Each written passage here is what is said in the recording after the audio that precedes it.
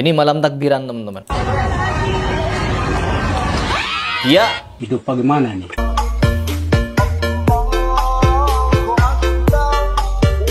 Waduh, apa ini teman-teman? Buto ijo. Hidup bagaimana nih? Pocong.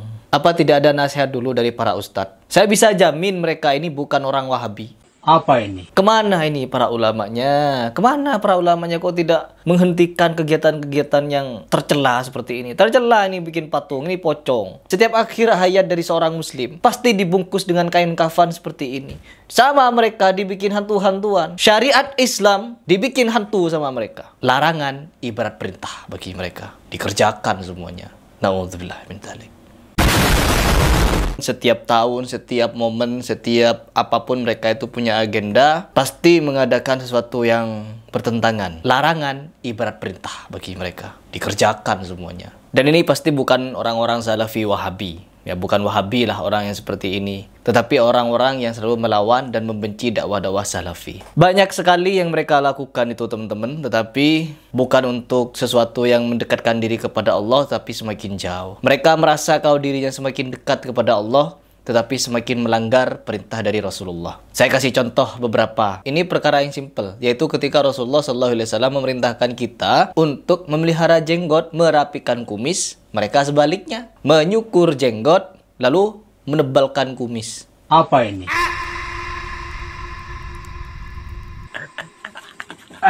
Ada beberapa dari mereka. Terus yang kedua, ketika mereka meyakini kalau diri mereka itu mencintai Nabi, memuji Nabi Muhammad, tetapi dengan cara-cara melanggar Nabi Muhammad. Bikin-bikin ritual-ritual baru yang katanya itu bisa memanggil arwah Nabi. Yaitu seperti apa? Maulid Nabi. Ya, mereka merayakan Maulid Nabi sehingga apa? Ketika Mahalul Qiyam katanya arwah Nabi hadir ke sana sampai berbekas injakan. Ada yang sampai cium tangan, teman-teman. Nabi hadir katanya.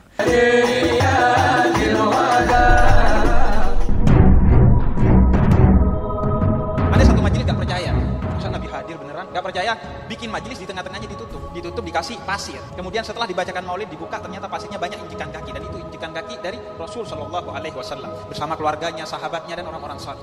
Nabi hadir. Teman-teman sekalian, ruh tidak akan pernah kembali ke dunia. Titik. Ini semuanya tidak masuk akal. Makanya jemaah sekalian, jangan terlalu percaya hal-hal yang aneh-aneh. Kalau kita bahagia di alam kubur, berarti ruh kita akan disibukkan dengan kebahagiaan. Itu bukan ruh, karena ruh tak bisa dipanggil. Kalau bisalah ruh dipanggil, maka bisalah dipanggil ruh Nabi Muhammad SAW untuk ditanya mana hadis sahih, mana hadis dhaif, mana hadis palsu. Secara yaqodoh, hanya mereka yang bisa lihat. Ya, bahkan gak tanggung-tanggung kalau ada yang membaca maulid sintu duror gitu, Nabi hadir sampai dilihat oleh orang kafir. Ya, kenapa kalau Nabi hadir tidak bertanya tentang Sunni Syiah? Siapa yang benar antara Sunni Syiah? Allah, ngada-ngadanya terlalu berlebihan kalian itu. Membenci orang Salafi juga berlebihan. Sampai apa katanya? Orang yang mencaci maki Wahabi mendapatkan pahala. Bikin pahala sendiri dia, teman-teman. Seolah-olah dia itu memiliki kehendak setara Allah. Bisa memberikan pahala bagi orang yang mencaci maki orang-orang Salafi. Padahal orang Salafinya seperti ini. Mengadakan kajian di masjid. Ketika kajian mereka tertib, menjawab semua pertanyaan dengan ilmiah. Terlepas di antara ustadz Salafi, mereka ada yang kekurangan, salah ucap, khilaf. Ya, itu adalah sifat fitrah manusia. Tidak lepas dari salah dan khilaf, lupa. Kita tinggal menegurnya. Dan di sini teman-teman, yang ingin saya bahas adalah ketika mereka merayakan maulid, merayakan Idul Fitri, Idul Adha, mereka malah mengerjakan apa yang dilarang oleh Rasulullah SAW. Larangan bagi mereka ibarat perintah. Sehingga semakin dilarang, semakin dikerjakan. Coba kita simak. Pocong. Waduh, udah gak pakai baju teman-teman. Ngiringi sound. Ini patung apa? Patung apa ini?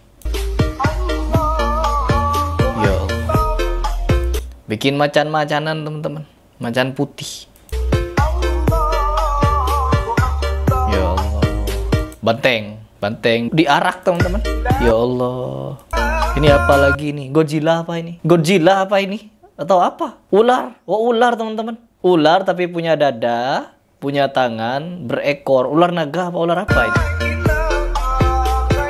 Allah. Ini bikin seperti ini kan bermodal ya. Ya meskipun nggak banyak lah, tapi kan bermodal. Untuk mengerjakan yang dilarang oleh Nabi Muhammad, mereka perlu modal teman-teman. Kemana para ulama? Kemana para ulama setempat di situ? Apa ikut andil ulamanya? Tuh, Bikin badut. Badut apa ini? Ya Allah.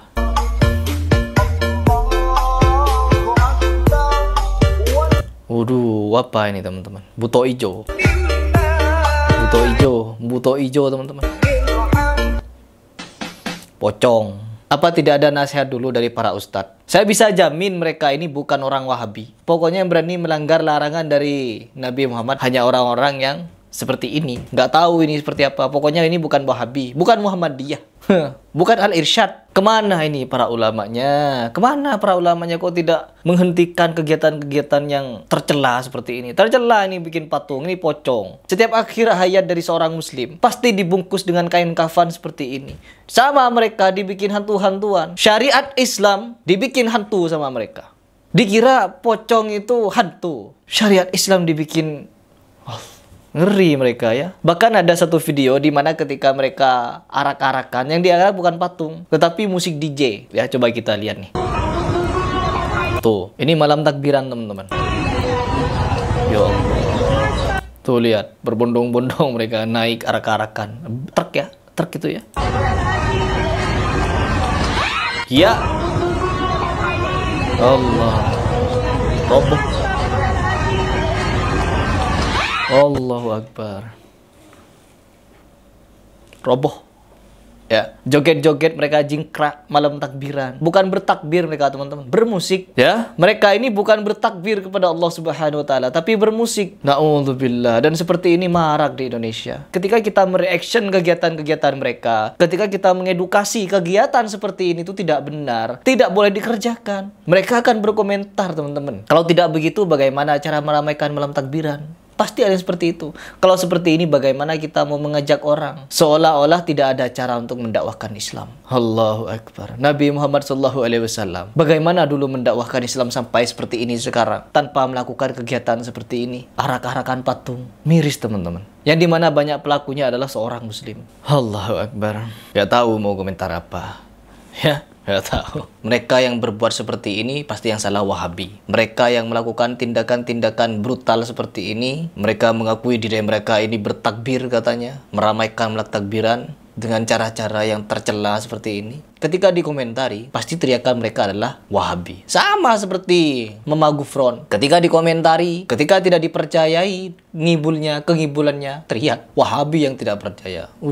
Seolah-olah Wahabi itu bukan penghuni surga. Seolah-olah orang-orang yang dituduh Wahabi itu tidak pantas mendapatkan ridha Allah. Na'udzubillah. Kalian bagaimana? Kalian bagaimana? Ngeri. Dan fenomena-fenomena seperti ini tidak akan pernah putus. Karena ada yang menggerakkan. Dan ada pendiaman. Pendiaman dari tokoh-tokoh dari faham mereka. Kalau tokoh-tokoh Salafi pasti tidak akan membenarkan kegiatan seperti itu. Malah akan melarang. Tetapi kalau tokoh-tokoh mereka, nggak tahu saya. Ya, nggak tahu pokoknya. Entah membenarkan atau mendiamkan. Atau malah menganjurkan.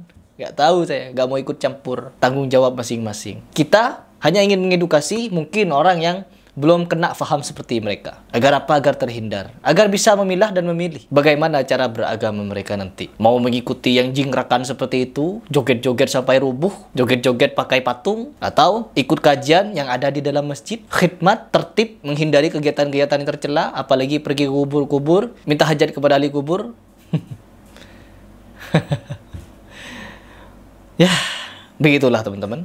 Kondisi muslim di akhir zaman ini, apalagi di negeri kita tercinta. Banyak sekali kepentingan-kepentingan yang sejatinya malah merusak citra Islam tersendiri. Merusak marwah Islam. Larangan ibarat perintah bagi mereka. Dikerjakan semuanya.